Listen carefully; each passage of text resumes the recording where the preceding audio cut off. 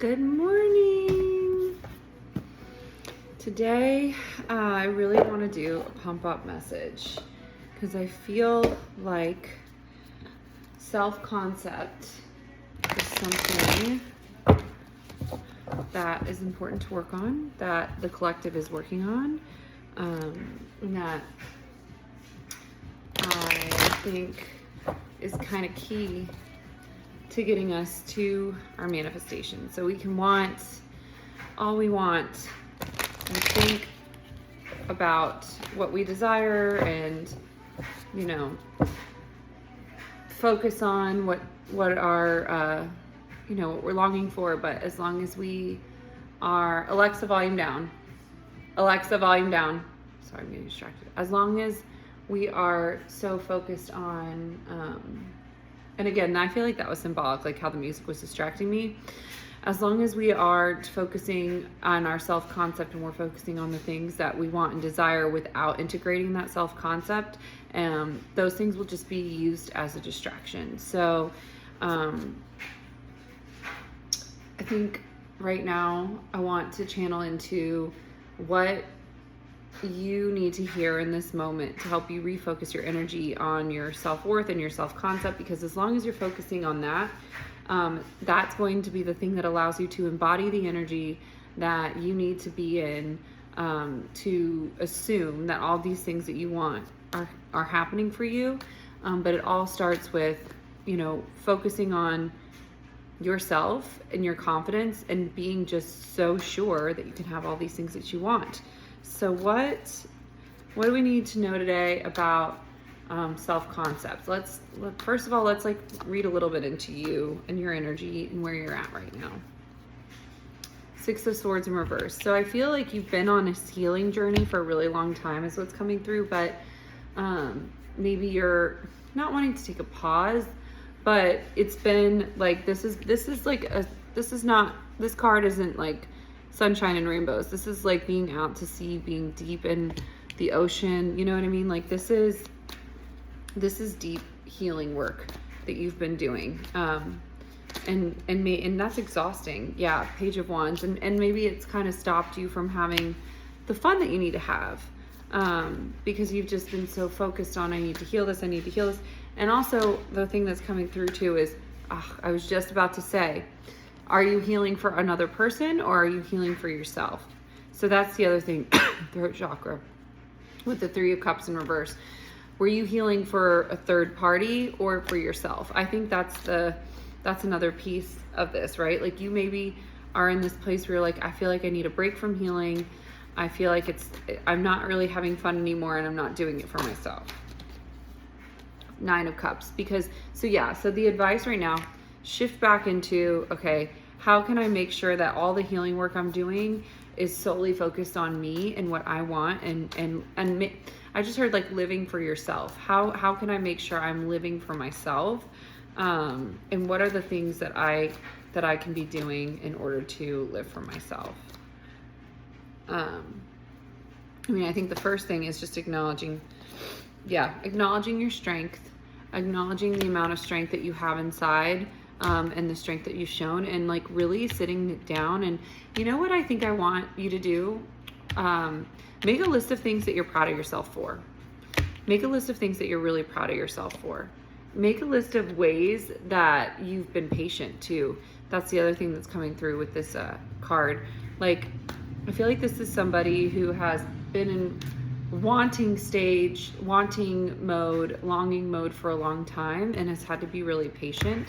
And that took a lot of strength. So make a list of like all the times. And you know what? Another thing that's coming to mind, make a list of all the things that you were so patient for that you didn't think would happen that ended up happening. Because I feel like too, you need a reminder that patience is a virtue, that things do come eventually, but not if you're staying stuck. Because I feel like right now your manifestations and this rebirth that your soul is so desperately wanting to experience has been a little bit stuck. What else? Page of Cups. because you've been living a little bit, it's tough love, but you've been in your head a little bit. Like your head's been a little bit up in the clouds. You've been focused on maybe like manifestation instead of living out and living in the energy that you want to be in to receive your manifestation. You've been living in the manifestation, almost like in a dreamlike state where nothing has been grounded into reality. So I feel like the other piece of advice I have today is just to ground the Tower in reverse, because you've had a lot of shakeups happen. And I feel like, again, this is like giving the energy of like the aftermath of the shakeups, you know, like the aftermath, and you're in the aftermath. So what else does this person need to know about their self-concept and how to get back into it? That you're the freaking Queen of Pentacles. You are the freaking Queen of Pentacles. Don't forget that. I feel like this person sometimes forgets who they are. You are the Queen of Pentacles. You are an earth angel. You are stability. You are safety. You are kindness. You deserve to get everything that you want, and you're not going to have to lift a finger for it. And I need you to remember that, because I think sometimes you get in your head about like feeling as if you need to go get something, like you need to go chase something, and that couldn't be further from the truth. This is like her eyes. She didn't even have to open her eyes, because she just knows it's all coming to me. It's all coming to me, because it is all coming to you. But it came out in reverse, and so like we need to, you know, Two of Cups. Your soulmates, first of all, I feel like you are your own soulmate. So that's one thing that came to mind, was be your own soulmate. But also, like, your soulmates are going to come to you. You're not going to have to do anything. You're not going to have to do anything. And nothing will be able to stop it. Nothing will be able to stop your soulmates from coming in. And you'll know what that feeling is like. You'll know when you feel safe in somebody's presence and energy, the way that you feel safe in your own. So I feel like, you know, bubble baths are coming to mind, maybe cleaning up your house. So you feel like, I feel like right now, something really important for you is candles coming to mind. Doing things to make yourself feel like you're creating a safe space for yourself, the world. Because I think right now there might be chapters in your life that are coming to a close.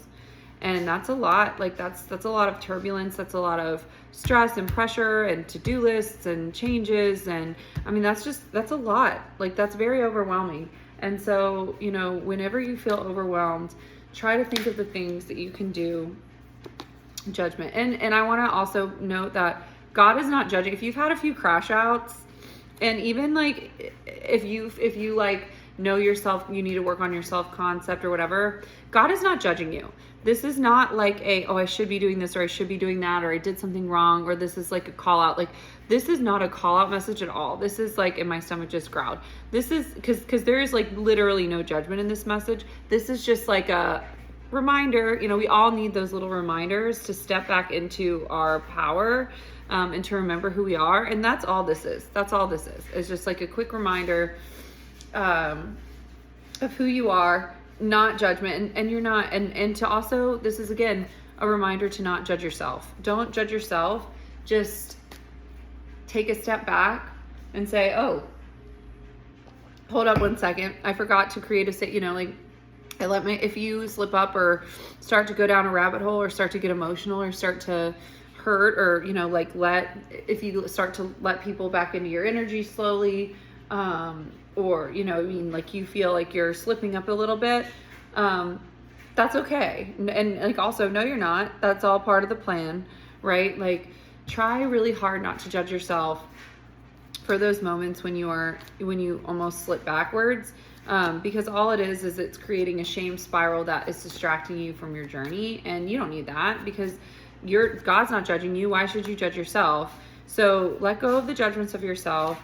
And like anytime that you're feeling a little chaotic, like it's little things. It's like remembering Ace of Wands. It's remembering to tap into your third eye, ask your higher self, what do I need in this moment? I have chills. What do I need in this moment? Do I need a bath? Do I need a massage? Do I need to eat a healthy snack? Do I need to indulge a little bit? Do I need to call somebody that's a safe place for me? Do I need to journal? Do I need to meditate? Do I need to go exercise? Do I need to paint? Do I need to draw? Do I need to color? I love the adult coloring books are also coming to mind. Do I need to build something? I just got this like a sunflower Lego set. Do I need to go build something? Like, what is it that you're needing that's going to fuel your creativity? Especially, and the time to do this is especially when you're feeling low or you're starting to see that you're judging yourself or others. Let's see what else needs to come out. I'm going to try to keep this shorter today, but I mean, you are a badass. Whoever I'm sitting here staring at is like, you are doing the work. You are trying so hard to better yourself. You're trying so hard to use your voice, even when it's shaky or blocked. You are, the fact that you're even interested in listening to this message about raising your self-concept means you're working on your self-worth and your self-esteem, which is overall going to raise the consciousness for everyone on the planet, you know? So yeah, I mean, you're doing a great job just by even trying to condition yourself to think this way. What else? What else does this collective need to know or hear? Eight of Cups in reverse. It's okay if you have a hard time walking away. Like, I think you might have a hard time walking away. I think you end up doing it. I think you're the kind of person that you always get there. You always do the thing. You always win. It's just like sometimes maybe you make yourself go more rounds than you need to because you have a hard time letting go, and that's okay. One thing, you know, that I'm learning and maybe can help with you guys is empathy can often be weaponized, but it can't ultimately, because empathy is, you know, divine. It, like, even if it can be weaponized for a short period of time, that only lasts so long. That weaponization only lasts so long on its own. But even further, like, you have the power to, if you feel like your kindness is being taken for weakness or is being contorted and conformed, or your empathy is being preyed upon. 10 of Cups. I don't even know. This card just shut me up. I was going to finish and say, like, if you feel like your empathy is being preyed upon, you have the power in this moment to snatch it back, to twist it around again and say, like, oh, you were trying to use my empathy to, you know, feed your narcissism. Like, Uno reverse. I'm going to be so empathetic and caring towards you that I am not going to let you have access to my empathy out of empathy for you, because I know that's what your narcissism needs to heal. And I think, you know, that's beautiful. Like, but at the end of the day, like with the 10 of Cups coming out when it did, empathy always wins.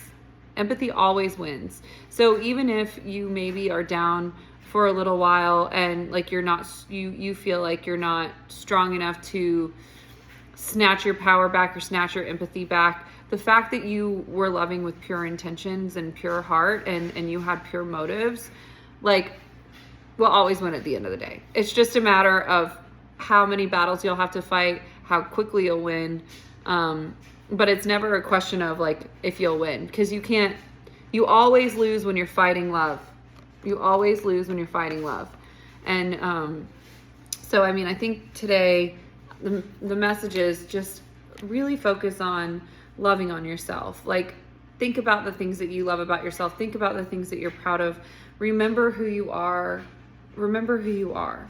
And don't allow anybody else to project anything other than what you know who you are in your soul. Because you're the only one that's sitting with you all day, that is thinking the thoughts that you're thinking all day. I only focus on what I control and release the rest. Yeah, you are the only one who truly knows your heart.